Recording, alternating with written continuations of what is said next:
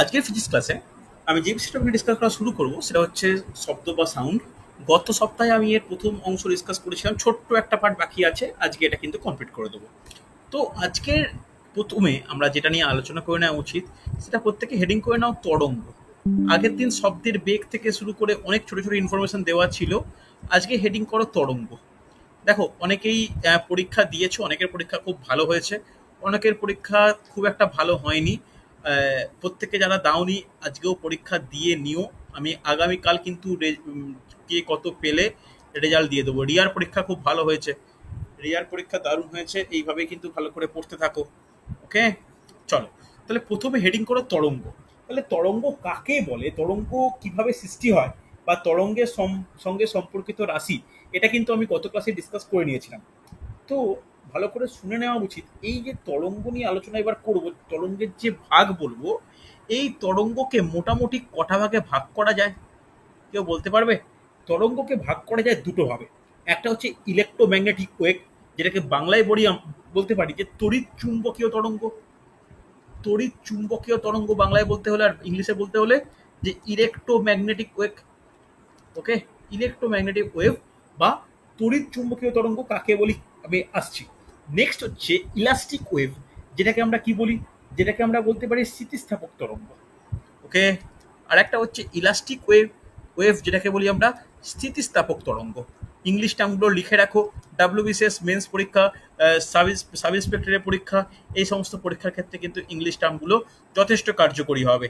ওকে, দেখো, তড়িৎ চুম্বকীয় তরঙ্গ কাকে বলে ভালো করে শুনে নাও। যে শূন্যস্থানে বা জড় মাধ্যমের উপস্থিতিতে কোনো তড়িৎ ক্ষেত্রে বা সময়ের সঙ্গে পরিবর্তনের মাধ্যমে উৎপন্ন যে ক্ষেত্র, সেই ক্ষেত্রে মানে তরঙ্গ যদি গতিশীল হয় তাহলে তাকে তড়িৎ চুম্বকীয় তরঙ্গ বলি। কি বললাম, এটা বেশিরভাগ স্টুডেন্টের মাথার উপর দিয়ে বেরিয়ে যাওয়া উচিত। হ্যাঁ, সত্যিই তাই। কারণ এই তড়িৎ চুম্বকীয় তরঙ্গ আমি আর একটা চ্যাপ্টার তড়িৎ চুম্বকের মধ্যে কিন্তু আলোচনা করব। যখন আমি চলতড়িৎ পড়াই তখনও কিন্তু তড়িৎ চুম্বক জাস্ট কয়েকটা ফর্মুলা, কয়েকটা নর্মাল দিয়ে বেরিয়ে গেছিলাম। কিন্তু লেঞ্জের সূত্র, ওস্টেটের সূত্র, এই ব্যাপারগুলো আর একটা টপিক আমাকে তড়িৎ চুম্বকের টপিকের মধ্যে বলবো, তখন আমরা এটা আলোচনা করে নেব। তবে এটুকু শুনে রাখো যে এই তড়িৎ চুম্বকীয় তরঙ্গ কিভাবে বা কোন অভিমুখে গতিশীল হয়, এটা কিন্তু গুরুত্বপূর্ণ। ভালো করে নোট ডাউন করবে। এই তড়িৎ চুম্বকীয় তরঙ্গ গতিশীল হয়, নোট ডাউন করে নাও, যে তড়িৎ ক্ষেত্র ও চৌম্বক ক্ষেত্রের সঙ্গে অভিলম্বে। নোট ডাউন করো, চৌম্বক ক্ষেত্র ও তড়িৎ ক্ষেত্রের সঙ্গে অভিলম্বে। মনে থাকবে, চৌম্বক ক্ষেত্রের ও তড়িৎ ক্ষেত্রের সঙ্গে লম্বভাবে বা 90 ডিগ্রি কোণ করে। ওকে, নোট ডাউন করে নাও, 90 ডিগ্রি কোণ করে কিন্তু এই তড়িৎ চুম্বকীয় তরঙ্গ সঞ্চালিত হয় বা গতিশীল হয়। ওকে, নেক্সট আমরা যেটা আলোচনা করব স্থিতিস্থাপক তরঙ্গ। তাহলে এটা কি হয় ভালো করে শোনো।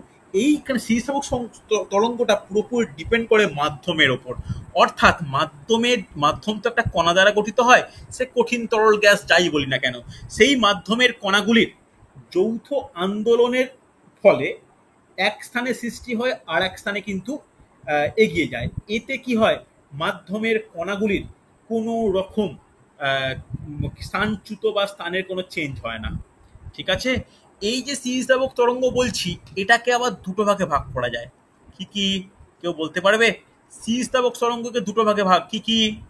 একটা নোট ডাউন করে নাও, ট্রান্সভার্স ওয়েভ, যাকে বাংলায় বলতে পারি তির্যক তরঙ্গ। ইংলিশ টার্মটা তোমরা লেখো শুনে, তির্যক তরঙ্গ, যাকে ইংলিশে বলি ট্রান্সভার্স ওয়েভ। আর আরেকটা কি, আর একটা হচ্ছে অনুদৈর্ঘ্য তরঙ্গ, যাকে বলি লংগিটিউডিনাল ওয়েভ। ঠিক আছে, খুব ইম্পর্টেন্ট কিন্তু অনুদৈর্ঘ্য তরঙ্গ, অনুদৈর্ঘ্য তরঙ্গ। এইবার এই ক্ষেত্রে কিন্তু কোশ্চেন আসে, ডাব্লিউবিসিএস বলো, রেল বলো, পিএসসি মিসলিনিয়াস বলো, কিংবা আইসিডিএস সুপারভাইজারের পরীক্ষা, যেই পরীক্ষায় ভাবো না কেন, এই দুটোর উদাহরণ দিয়ে কোশ্চেন আসে। তাহলে তির্যক তরঙ্গ কাকে বলে? জড় মাধ্যমের কণাগুলির কম্পন অভিমুখের সঙ্গে লম্বভাবে যদি হয়, তখন কোনটা কি বলতে পারি? তির্যক তরঙ্গ। নোট ডাউন করে নাও, খুব গুরুত্বপূর্ণ, যে কণাগুলির কম্পন, কণাগুলির কম্পন নোট ডাউন করবে, ছোট্ট করে এই পয়েন্টগুলো নোট ডাউন করা দরকার। কণাগুলির কম্পন অভিমুখের সঙ্গে লম্ব হবে। ওকে, অর্থাৎ যেদিকে তরঙ্গ এগিয়ে যাচ্ছে তার সঙ্গে লম্বভাবে বা 90 ডিগ্রি কোণ করে। ওকে, তার সঙ্গে কিন্তু লম্বভাবে, খেয়াল রাখো। এরপরে যেটা আমার জানার প্রয়োজন, জানানোর দরকার, এই তির্যক তরঙ্গের বাস্তবিক এক্সাম্পল কি? কে বলবে এই তির্যক তরঙ্গের বাস্তবিক এক্সাম্পল কি? কি মনে হয়? লাইট। আরে আলো তো আরেকটু আরেকটু ভালো করে, এমনি বাস্তবিক এক্সাম্পল যেটা আমি দেখতে পাই, যেটা বলো এমনি বাস্তবিক কি হয়, যে একটা নর্মাল ক্ষেত্রে কোনো জলের ওপরে যদি একটা ঢিল ছুড়ি, হ্যাঁ কি না, তাহলে জলের ওপরে যে আলোড়ন সৃষ্টি হচ্ছে সেইটা কি? সেইটা কিন্তু তির্যক তরঙ্গ, হ্যাঁ কি না? লিখে রাখো, জলের আন্দোলন, জলের আন্দোলন। এবার কে লাইট কে বললে? লাইট কে বললে? শুনতে পেলাম না। স্যার আমি বলেছি। আচ্ছা অঙ্কিতা, লাইট বলছো তুমি। লাইটটা কেন তির্যক তরঙ্গ? কেন ট্রান্সভার্স ওয়েভ লাইটটা? মানে কি কারণে বললে, ব্যাখ্যা করো। স্যার লাইটটা তো হুম মানে 90 ডিগ্রি কোণ করেই আসে হুম এবং শূন্য মাধ্যম ট্রান্সভার্স ওয়েভ হচ্ছে শূন্য মাধ্যমের মধ্য দিয়েও যাওয়া যায়, শূন্য মাধ্যম, যার জন্য শূন্য মাধ্যম। লাইটটা হবে। না না, এটা শূন্য মাধ্যমে কিন্তু একবারও বলিনি। শূন্য মাধ্যমে জড় মাধ্যম লাগবেই। জড় মাধ্যম একটা কথা, শূন্য মাধ্যম একটা কথা। দেখো, এই যে আলো এমন একটা জিনিস, আমি এর পরের চ্যাপ্টারেই তো আলো করাবো। আলো এমন একটা জিনিস, আলোটা কি?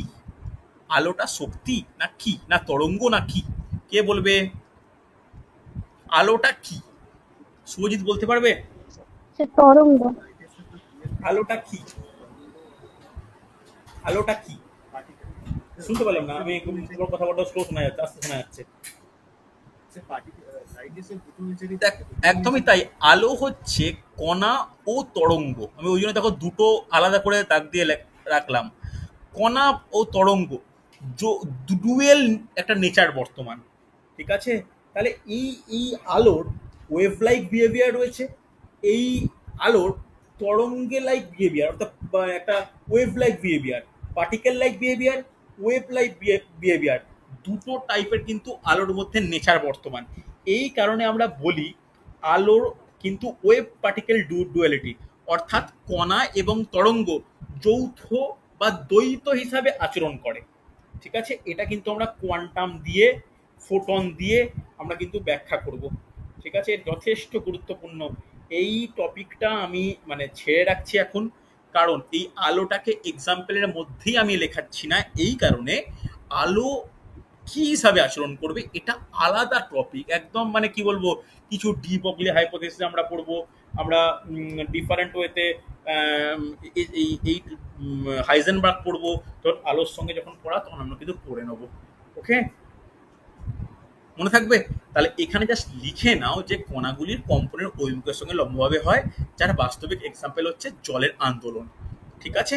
এবার চলে এসো, অনুদৈর্ঘ্য তরঙ্গের বাস্তবিক এক্সাম্পল কি?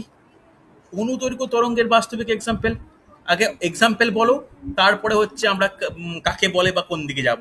আগে একটু এক্সাম্পল বলে দাও, কি হতে পারে অনুদৈর্ঘ্য স্যার একটা তরঙ্গের? স্প্রিংকে টেনে ছেড়ে দিলে অনুদৈর্ঘ্য তরঙ্গের মতো আচরণ করে। দেখো, সব থেকে ভালো এক্সাম্পল না শব্দ। শব্দ যেভাবে কোনো মাধ্যমের মধ্যে দিয়ে বিস্তার লাভ করে, তাহলে সেটাকে আমরা কি বলতে পারি? অনুদৈর্ঘ্য তরঙ্গ, অনুদৈর্ঘ্য তরঙ্গ বলতে পারি, ঠিক আছে? এবার এই অনুদৈর্ঘ্য তরঙ্গ এর কাকে বলে, এর এর ব্যাপারটা কি? যেমন এটা লম্বভাবে সঞ্চালিত হয় বা এগিয়ে যায়, তার অনুদৈর্ঘ্য তরঙ্গ কিরম ভাবে হবে বলা যাবে? দেখো, একইভাবে স্যার এদের একইভাবে একইভাবে কিভাবে যদি আমরা বলি যে কণাগুলির কম্পন অভিমুখের সঙ্গে যদি এই একই কম্পেয়ার করে আমরা সংখ্যাটা বলি, তাহলে বলতে পারি সমান্তরালে এগিয়ে চলবে। সমান্তরালে, মনে থাকবে? সমান্তরালে যদি এগিয়ে চলে, তাহলে সেটা আমরা কি বলতে পারি? তখন আমরা এটাকে বলা যায় যে অনুদৈর্ঘ্য তরঙ্গ, হ্যাঁ কি না? লিখে রাখো, সমান্তরালে যদি বিস্তার লাভ করে, সমান্তরালে যদি বিস্তার লাভ করে হচ্ছে। দেখো, ছোট্ট জিনিস এতগুলো কিন্তু তার নেচার বা ব্যাপার রয়েছে, অসুবিধা নেই। চল, এই তরঙ্গের ব্যাপারটা কেন বললাম, যে শব্দ আমরা টাইপটা পড়ছি, আমরা আমরা চ্যাপ্টারের নাম কিন্তু শব্দ, আমরা শব্দ বলে শব্দটা এক প্রকার অনুদৈর্ঘ্য তরঙ্গ, যা এক প্রকার স্থিতিস্থাপক তরঙ্গ। এইটাই কিন্তু আমাদের আজকে আলোচ্য বিষয় ছিল। ঠিক আছে, এই শব্দের সঙ্গে কিভাবে তরঙ্গের সম্পর্কিত, এটাই আমাদের আলোচ্য বিষয়। নেক্সট আমরা যেটা আলোচনা করব, হেডিং করে নাও শব্দের প্রতিফলন। ঠিক আছে, নেক্সট হেডিং করো শব্দের প্রতিফলন। নেক্সট হেডিং করো শব্দের প্রতিফলন। দেখো, আলো যেভাবে প্রতিফলিত হয়, শব্দেরও প্রতিফলন ঘটে। এই শব্দের প্রতিফলন সংক্রান্ত আমরা বেশ কিছু দুটো ফর্মুলা রয়েছে, যেটা বেশ ইম্পর্টেন্ট, একটু আলোচনা করে নেওয়া প্রয়োজন। দেখো, আমি সেই অর্থে বিবৃতি লেখাবো না। যদি বিবৃতি হিসেবে জানতে চাও, তাহলে সূত্র দুটো কি কি, সূত্র দুটো কি কি বলা যাবে? সূত্র দুটো কি কি, শব্দের প্রতিফলনের সূত্র কি কি? যে আপতিত শব্দ তরঙ্গ, প্রতিফলিত শব্দ তরঙ্গ এবং আপতন বিন্দুতে প্রতিফলের ওপর অঙ্কিত অবিলম্ব একই সমতলে থাকে। তাহলে এর কিন্তু দুটো বিবৃতি আছে, 1 নম্বর বিবৃতি, 2 নম্বর বিবৃতি। একটু ভালো করে নোট ডাউন করে নাও যে আপতিত শব্দ তরঙ্গ, আপতিত শব্দ তরঙ্গ, প্রতিফলিত শব্দ তরঙ্গ এবং আপতন বিন্দুতে প্রতিফলিত শব্দ তরঙ্গ, শব্দ তরঙ্গ এবং এবং আপতন বিন্দুতে, আপতন বিন্দুতে প্রতিফলকের ওপর, প্রতিফলকের উপর অঙ্কিত লম্ব একই তলে বর্তমান। মনে থাকবে, অঙ্কিত লম্ব একই তলে বর্তমান।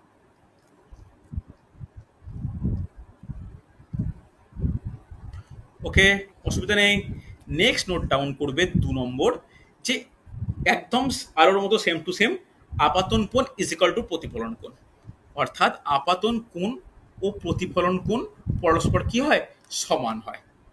অসুবিধা নেই। এরপর আমার যেটা জানার প্রয়োজন বা যেটা দিয়ে কোশ্চেন আসে, যে এই শব্দের প্রতিফলন, আলোর প্রতিফলন নয়, এই শব্দের প্রতিফলন এর ব্যবহারিক প্রয়োগ কি? এর ব্যবহারিক প্রয়োগ তো নিশ্চয়ই থাকবে। তাহলে আমরা কোনো জিনিসকে পড়বো কেন? যে কোনো ফিজিক্সের ক্ষেত্রে বা কেমিস্ট্রির ক্ষেত্রে ব্যবহারিক প্রয়োগটা কিন্তু ইম্পর্টেন্ট, প্রতিটা ফর্মুলা রয়েছে। তাহলে এই শব্দের প্রতিফলনের ব্যবহারিক প্রয়োগ কি? কোন কোন যন্ত্রে এই প্রতিফলন আমরা ইউজ করতে পারি বলা যাবে? দেখো, বেশ কিছু যন্ত্রের নাম আছে, সহজ জিনিস নোট ডাউন করে রাখো। মেগাফোন, স্টেথোস্কোপ, যে কোনো সাউন্ড সিস্টেম, প্রত্যেকটা কিন্তু আমরা ইউজ করতে পারি। কোনো হর্ন, মেগাফোন, হর্ন, স্টেথোস্কোপ,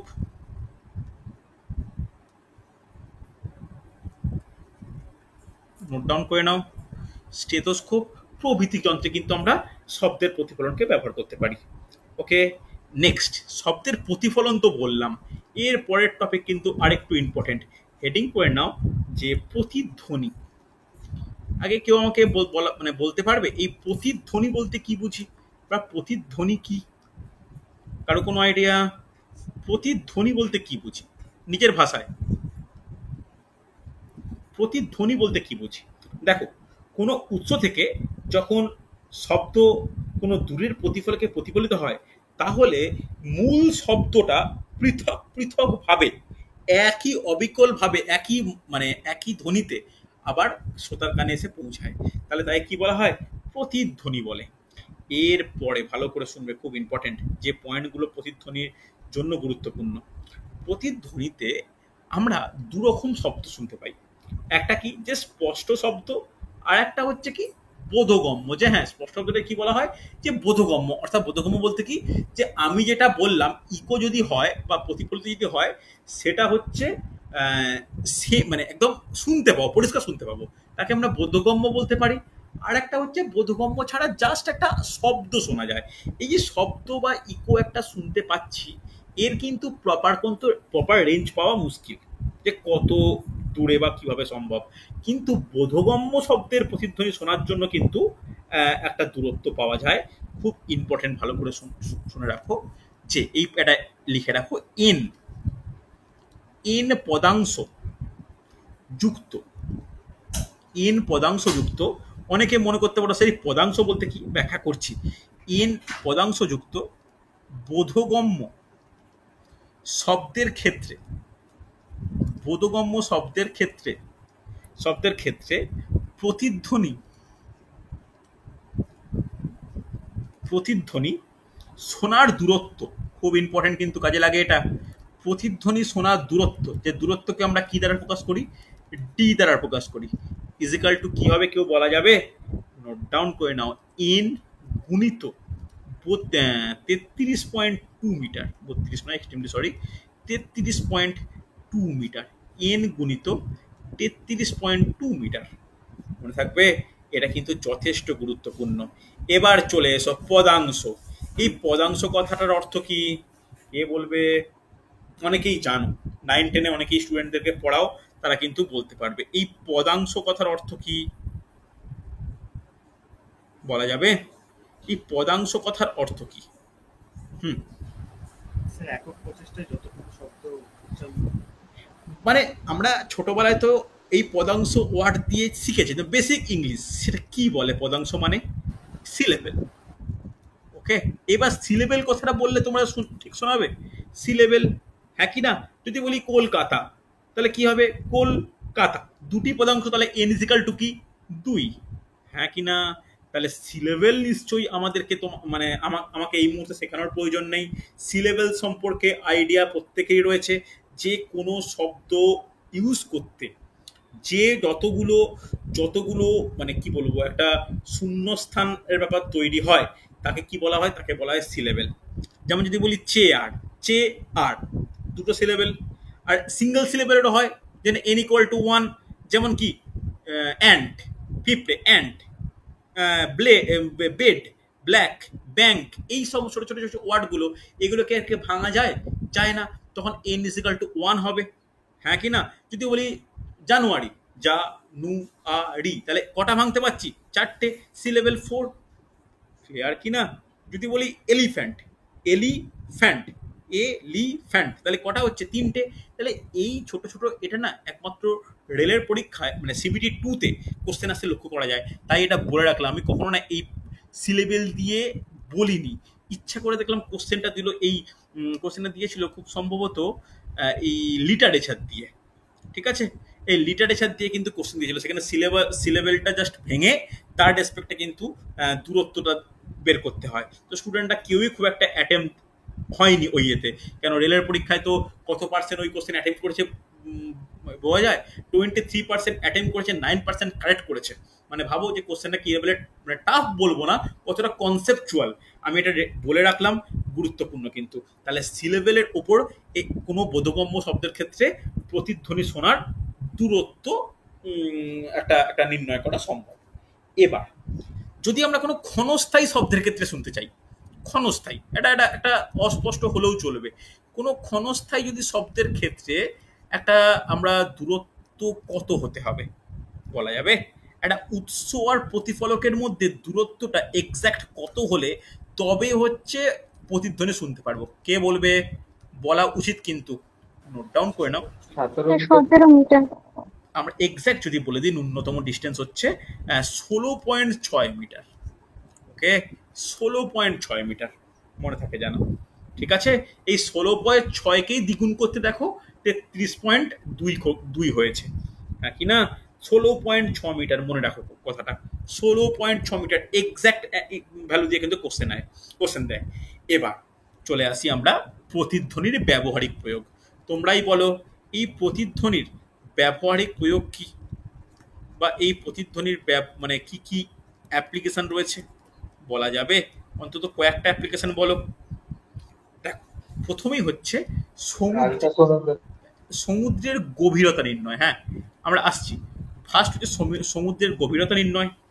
সমুদ্রের গভীরতা নির্ণয়ের পর নোট ডাউন করে নাও যে শব্দের বেগ নির্ণয়,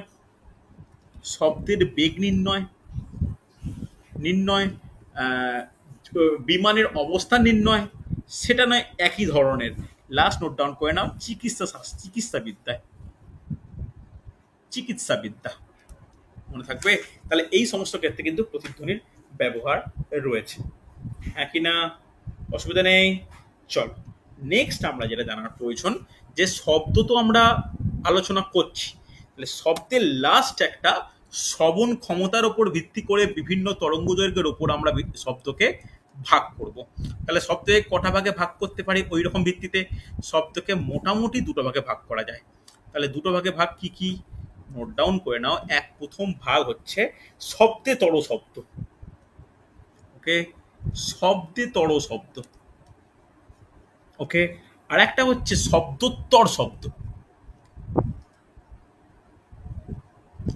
শব্দোত্তর শব্দ দেখো, ইংলিশ বেঙ্গলি দুটো এতেই পরিচয় হয়ে থাকুক, শব্দোত্তর শব্দ আর শব্দতর শব্দ। এইবার ভালো করে শুনে রাখবে, এই দুটোর ক্ষেত্রে আমরা কি কি অ্যাপ্লিকেশন রাখতে পারি বা এটার ডিফারেন্স কি করতে পারি। তাহলে শব্দতর শব্দ কোনটা? দেখো, আমাদের প্রথমে একটা মনে রাখার ব্যাপার, আমাদের কানের শ্রবণের যে একটা সীমা, সেটা কিন্তু 20 হার্টজ থেকে আপ টু 20,000 হার্টজ। মনে থাকবে কতটা? 20 থেকে 20,000। তার মধ্যে শব্দতর কোনটা? মানে এটা কিন্তু নর্মাল ক্ষেত্রে আমরা এই সাউন্ডটা আমরা শুনতে পাই। তাহলে শব্দতর কোনটা? উৎসের কম্পাঙ্ক যদি 20 হার্টজের কম হয়, যদি 20 হার্টজের কম হয়, মনে থাকবে উৎসের কম্পাঙ্ক যদি 20 হার্টজের কম হয়, তাকেই কি বলতে পারি আমরা?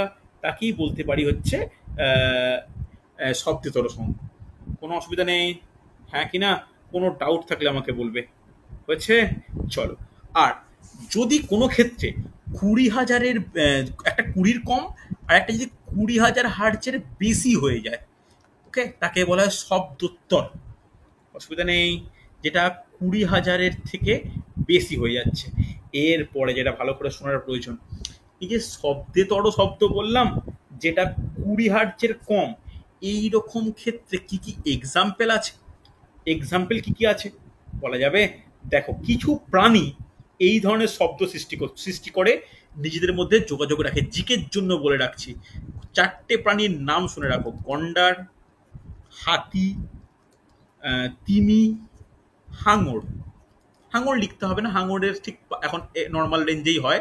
লিখে রাখো কিছু সামুদ্রিক মাছ। এরা কিন্তু এই শব্দতর শব্দ সৃষ্টি করে নিজেদের মধ্যে কি করে? নিজেদের মধ্যে কিন্তু যোগাযোগ মেনটেন করে। মনে থাকবে? হ্যাঁ কি না? এটা কিন্তু খুব ইম্পর্টেন্ট, ভালো করে শোনো। হচ্ছে কোনো ডাউট থাকলে আমাকে বলো। এরপরে এই শব্দতর শব্দ তো আমাদের প্রাণীদের ক্ষেত্রে বললাম, মানুষের ক্ষেত্রে কোনো কিছু আছে? হ্যাঁ, মানুষের ক্ষেত্রে একটু বিশেষ শব্দ রয়েছে। লিখে রাখো, মানুষের হৃৎপিণ্ডের শব্দ। মানুষের হৃৎপিণ্ডের শব্দ। মানুষের হৃৎপিণ্ডের শব্দ। এবার শব্দোত্তর শব্দ। এই শব্দোত্তর শব্দ বেশ কিছু প্রাণী এরকম সৃষ্টি করে। তার মধ্যে 1 নম্বর হচ্ছে, নোট ডাউন করবে, ডলফিন, বাদুড়, মথ। মনে থাকবে কোন প্রাণী কোন ধরনের শব্দ সৃষ্টি করে, গুরুত্বপূর্ণ হচ্ছে। এরা এই ধরনের সাউন্ড সৃষ্টিও করতে পারে, এই ধরনের সাউন্ড শুনতেও পারে। হ্যাঁ কি না? হচ্ছে কোনো ডাউট থাকলে বলবে আমাকে, কোনো অসুবিধা থাকলে বলবে আমাকে, খুব ইম্পর্টেন্ট কিন্তু। তাহলে এই ইংলিশ টার্মগুলো একটু মনে রাখো, ইংলিশ টার্মটা অ্যাপ্লিকেশনটা বেশি ইম্পর্টেন্ট। এই যে শব্দতর শব্দ, দ্যাট ইজ ইনফ্রাসোনিক, আর শব্দোত্তর শব্দ, দ্যাট ইজ আল্ট্রাসোনিক। এবার এই আল্ট্রাসোনিক কথাটা তোমরা চিকিৎসা শিল্পে বারবার শুনেছ বা এখনো পর্যন্ত শোনো। কি অ্যাপ্লিকেশন? ভালো করে শুনবে। এই শব্দোত্তর শব্দ বা যেটাকে আল্ট্রাসোনিক ওয়েভ বলি, এইটা কাজে লাগিয়ে কিন্তু সব থেকে বেশি অ্যাপ্লিকেশন রয়েছে চিকিৎসা শিল্পে। মনে থাকবে? বা চিকিৎসা বিদ্যায়। ওকে, চিকিৎসা বিদ্যায় এর মারাত্মক কিন্তু অ্যাপ্লিকেশন রয়েছে। কীরকম? যে কোনো আল্ট্রাসোনোগ্রাফি করতে ইউজ করা হয়। এই শব্দের যে তরঙ্গ এখানে তুলে বিভিন্ন আমাদের হার্টের বিভিন্ন রোগ নির্ণয় সম্ভব হয়, যাকে ইকোকার্ডিওগ্রাফি বলে। হ্যাঁ কি না? ভ্রূণ অবস্থায়, মানে গর্ভাবস্থায় ভ্রূণের ছবি তুলতে এই তরঙ্গ ইউজ করা হয়। হ্যাঁ কি না? তাহলে চিকিৎসা বিদ্যায় শব্দোত্তর বা আল্ট্রাসোনিক ওয়েভ বা সাউন্ডের গুরুত্বপূর্ণ কিন্তু ভূমিকা রয়েছে। হচ্ছে এছাড়া আমরা দুটো কথা মানে অ্যাপ্লাই জাস্ট করে রাখবো, যেটা আমি ওই ওয়েভের সময় বলিনি, ঠিক আছে? প্রতিফলনের ক্ষেত্রেও বলিনি। একটা হচ্ছে সোনার আর একটা হচ্ছে র্যাডার। মনে থাকবে? এই সোনার আর র্যাডার এই দুটোই কিন্তু আল্ট্রাসনিক সাউন্ডের অ্যাপ্লিকেশন। মনে থাকবে, একটা সোনার আর একটা হচ্ছে র্যাডার। এই সোনারের ফুল ফর্ম কি বলা যাবে? কেউ জানো? কারো কোনো আইডিয়া আছে? Navigation and ranging. Very good, sound navigation and ranging. সুন্দর সুন্দর, নোট ডাউন করে নাও। সাউন্ড নেভিগেশন অ্যান্ড রেঞ্জিং এর দ্বারা কি করা হয়? এর দ্বারা হচ্ছে সমুদ্রের গভীরতা, কোথায় মাছের উপস্থিতি রয়েছে, এগুলো কিন্তু জানা যায়। লিখে নাও। র্যাডারের ফুল ফর্ম কি? নোট ডাউন করো। Radio detection and ranging. Radio detection, radio detection and ranging. Radio detection and ranging এর সাহায্যে কি করা হয়? যেকে মানে উড়োজাহাজের ক্ষেত্রে টোটাল বিমান পথ, উড়োজাহাজের উপস্থিতি, কন্ট্রোল, এটা কিন্তু র্যাডারের সাহায্যে করা সম্ভব হচ্ছে। রেসপন্স করো, কোনো ডাউট থাকলে আমাকে বলবে। হয়েছে না হয়নি? ক্লিয়ার মোটামুটি? অসুবিধা নেই? হ্যাঁ স্যার। আরে ক্লিয়ার তো? কোনো ডাউট থাকলে আমাকে বলো। ক্লিয়ার? মানুষের শব্দটা কোথায় ফেলা আসলে? কিসে কিসে কিসে বলো? মানুষের মানুষ যে শব্দটা শুনতে পাচ্ছে, যে শব্দটা শুনতে পাচ্ছে ওই রেঞ্জটা তাহলে কোথায় মধ্যে দেবে? এই তো লিখে দিয়েছি, এই যে 20 থেকে 20,000 নর্মাল, যেটা শ্রুতি মানে শ্রুতি গোচর যেটা শুনতে পাই আমরা, ওটা নর্মাল রেঞ্জ। আর যেটা যেটা মানে less than 20 hertz infrasonic, greater than 20,000 hertz ultrasonic. কি না? ক্লিয়ার? হ্যাঁ স্যার, ঠিক আছে। কোনো অসুবিধা নেই? হ্যাঁ, স্যার। চল, নেক্সট হচ্ছে, হ্যাঁ, স্যার। নেক্সট আমাদের ছোট্ট একটা জিনিস জানার প্রয়োজন, যে ছোট্ট একদম ইজি জিনিস, যে শব্দের বৈশিষ্ট্য। লাস্ট টপিক আজকের, নোট ডাউন করে নাও। শব্দের বৈশিষ্ট্য, শব্দের বৈশিষ্ট্য। শব্দের বৈশিষ্ট্যের মধ্যে বেশ কিছু পয়েন্ট আমাদের পড়তে হবে। প্রথম পয়েন্ট খুব ইম্পর্টেন্ট, ভালো করে শোনো। একটা সুর, সুরকে ইংলিশে কি বলে? টোন বলে। এই সুর কাকে বলে? কেউ বলতে পারবে? সুর বলতে আমরা কি বুঝি? পরীক্ষায় আসে না, খুব রেয়ার কোশ্চেন আসে, তাও বলে রাখছি। সুর কাকে বলে? কোনো আইডিয়া? সুর বলতে কি বুঝি? দেখ, মানে একই কম্পাঙ্ক, হ্যাঁ, একই কম্পাঙ্ক বিশিষ্ট একাধিক শব্দের সমাহার। লিখে নাও, একই কম্পাঙ্ক বিশিষ্ট একই শব্দের সমাহার। শব্দের সমাহার তাকে কি বলা হয়? তাকে সুর বলা হয় বা টোন বলা হয়। হচ্ছে হ্যাঁ কি না? যার এক্সাম্পল কি? কোনো একটা সুরো শলাকা, তুমি একটা আওয়াজ করলে, একটা চামচের সঙ্গে বাটির আওয়াজ করলে, একটা কাঁসরের সঙ্গে একটা ঢং করে মারলে, একটা বৈদ্যুতিক ঘন্টায় বাজালে, এগুলো প্রত্যেকটা কিন্তু সুর। নেক্সট যেটা আসে সেটা হচ্ছে স্বর। স্বরকে ইংলিশে কি বলা হয়? স্বরকে বলতে পারি আমরা নোট। এই স্বর কাকে বলে? কারো কোনো আইডিয়া? স্বর কাকে বলে? বলা যাবে? দেখো, একাধিক ভিন্ন ভিন্ন সুরের সমন্বয় সৃষ্ট শব্দ। লিখে নাও, ভিন্ন ভিন্ন সুরের সমন্বয় সৃষ্ট শব্দ। তাহলে এর এক্সাম্পল কি হবে? এর এক্সাম্পল কি হবে? কে বলবে? পারবে কিন্তু, বলা উচিত, ভেবে দেখো। বাদ্যযন্ত্র।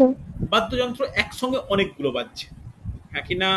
বা একসঙ্গে অনেকগুলো না বাজলেও একটা হারমোনিয়াম, সেতার, বাঁশি, এই সমস্ত থেকে যদি কোনো শব্দ নির্গত হয়, তাকে আমরা বলতে পারি যে স্বর হয়েছে। নেক্সট আমরা যেটা আলোচনা করব, খুব ইম্পর্টেন্ট, তীক্ষ্ণতা। এই তীক্ষ্ণতা বলতে কি বুঝি? কে বলবে? বলতেই হবে। তীক্ষ্ণতা বলতে কি বুঝি আমরা? কোনো শব্দের তীক্ষ্ণতা বলতে আমরা কি বুঝি? দেখি কে বলতে পারে। শব্দের তীক্ষ্ণতা কি, বা শব্দের তীক্ষ্ণতা কাকে বলে? তীক্ষ্ণতা ইংলিশে হচ্ছে পিচ, PITCH, পিচ। পিচ বলতে কি বুঝি আমরা? কম্পাঙ্ক বেশি হলে সেটা সেই সুর তীক্ষ্ণ বেশি হবে। দেখো ভালো করে শোনো, এই পিচের এটা না, এই তীক্ষ্ণতা বা তীব্রতা, এটা একটা বিশেষ মানে বিশেষ একটা রাশির সাপেক্ষে বলা হয়। সেটা কি? যে ভালো করে শুনবে কথাটা, কোনো সুর, স্বর, কিছু একটা শব্দ একটা দিকে সঞ্চারিত হচ্ছে, কি না? লিখে নাও, এটা খুব ইম্পর্টেন্ট কিন্তু, যে আহ, শব্দ তরঙ্গ, কথাটা লেখো আগে, শব্দ তরঙ্গ যেদিকে সঞ্চারিত হয়, যেদিকে সঞ্চারিত হয় তার সাথে লম্বভাবে, তার সাথে লম্বভাবে, তার সাথে লম্বভাবে, ভালো করে শুনবে, একক সময়, একক সময় প্রতি একক ক্ষেত্রফলে, প্রতি একক ক্ষেত্রফলে, প্রতি একক ক্ষেত্রফলে যে পরিমাণ শক্তি প্রবাহিত হয়, যে শক্তি প্রবাহিত হয় তাকে কি বলা হয়? তাকে কিন্তু তীক্ষ্ণতা বলা হয়। ওকে, তাই কিন্তু তীক্ষ্ণতা বলা হয়। তাহলে এই তীক্ষ্ণতা যদি বলি আমরা, তীক্ষ্ণতা বা তীব্রতাও বলে, এটা কি? এটা না, তাহলে একক সময় বলেছে, একক ক্ষেত্রফল বলেছে, তাহলে এটা কার ওপর ডিপেন্ড করে? এটা ডিপেন্ড করে সম্পূর্ণ কম্পাঙ্কের ওপর। কম কম্পাঙ্ক, বেশি কম্পাঙ্ক, তার মানেই কম তীব্রতা, বেশি তীব্রতা। হ্যাঁ কি না? কোনো ডাউট থাকলে, কোনো অসুবিধা থাকলে আমাকে বলো। ক্লিয়ার হয়েছে? দেখো, এটা কিন্তু ইম্পর্টেন্ট, এটা কিন্তু শব্দের পিচ বলা হয় হচ্ছে। তাহলে একটা কানে কোনটা বেশি লাগছে, কোনটা বেশি লাগছে না, এটা কিন্তু শব্দের এই এই এই পিচের ওপর কিন্তু নির্ভর করে। ক্লিয়ার? প্রত্যেকে রেসপন্স করো, কোনো ডাউট থাকলে আমাকে বলো। হচ্ছে লাস্ট আমরা যেটা নিয়ে কি তরঙ্গ দৈর্ঘ্যের উপর নির্ভর করে? হ্যাঁ, অবশ্যই অবশ্যই। তো দেখো, কম্পাঙ্কের উপর নির্ভর করছে, মানে কম্পাঙ্ক তো আবার তরঙ্গ দৈর্ঘ্যের উপর ডিপেন্ডেন্ট, হ্যাঁ কি না? তো এটা অবশ্যই নির্ভর করবে। লাস্ট আমরা যেটা নোট ডাউন করবো সেটা হচ্ছে গুণ, গুণ বা জাতি। তাহলে যেটাই গুণ সেটাই জাতি, যাকে ইংলিশে টিম্বার বলা হয়, TIMBRE, টিম্বার বলা হয়। ভালো করে শুনবে, খুব ইম্পর্টেন্ট। এই তাহলে কোনো শব্দের এই গুণ বা জাতি কি, লিখে নাও। শব্দকে পৃথক করতে ব্যবহৃত হয়, নোট ডাউন করবে, শব্দকে পৃথক করতে ব্যবহৃত হয়। দেখো, খুব ইম্পর্টেন্ট কিন্তু কথাটা। কেন? একটা গান, একটা সুর, ধরো একটা সুর, একটা নির্দিষ্ট সুরে বিভিন্ন সিঙ্গার গান গাইছে, ঠিক আছে, একই রকম ভাবে, তাই কোনো সুরের কোনো ভুলচুক নেই। তাহলে সুর একই, বাদ্যযন্ত্র একই ইউজ করা হচ্ছে, স্বরও একই, মানে কম্পাঙ্কটা প্রায় একই ধরে রাখা হয়েছে। তীক্ষ্ণতাটা পুরো মেশিন দ্বারা কন্ট্রোল করা যায়, কন্ট্রোল করে তীক্ষ্ণতাটাকে আমি যে পিচটাকে সেম রাখলাম। তাহলে ভালো করে শোনো, সিঙ্গারটা শুধু ডিফারেন্ট, কিন্তু সুর, স্বর, তীক্ষ্ণতা একই। কিন্তু তুমি গানটা চোখ বন্ধ করে শুনলেও বুঝতে পারবে এটা কোন সিঙ্গার গাইছে, হ্যাঁ কি না? বা ওটা ছেড়ে দাও সিঙ্গারের কথা, তুমি ল্যান্ড ফোনে ভাবো, কোনো মোবাইল ফোনে ধরো তুমি ফোন নাম্বার জানতে পারো, ল্যান্ড ফোনে হঠাৎ করে কেউ ফোন কল যদি করে, তুমি তার ভয়েসটা শুনেই বুঝে ফেলতে পারো। বা অন্ধকার কোনো ঘরে তোমার কোনো আত্মীয় কেউ বা কোনো বন্ধু বান্ধব তোমাকে ডেকে উঠলো, কে ডাকলো তুমি বুঝতে পারছো। তাহলে এই যে মানুষের ভয়েস চিনতে পাচ্ছি, এটা কিসের ওপর ভিত্তি করে? এটা কিন্তু গুণ বা জাতির ওপর ভিত্তি করে। WBCS 2021-এর প্রিভিয়াস কোশ্চেন, যে তুমি তোমার বন্ধুর ভয়েস চিনতে পারো নিম্নলিখিত শব্দের কোন বৈশিষ্ট্যের উপর ভিত্তি করে? অ্যান্সার হবে গুণ বা জাতি, বা ইংলিশে বলা টিম্বার। বলো, ক্লিয়ার হয়েছে এই টপিকটা? গোড়াটা রেসপন্স করতে হবে, ইয়েস অর নো, একই না? ক্লিয়ার হয়েছে?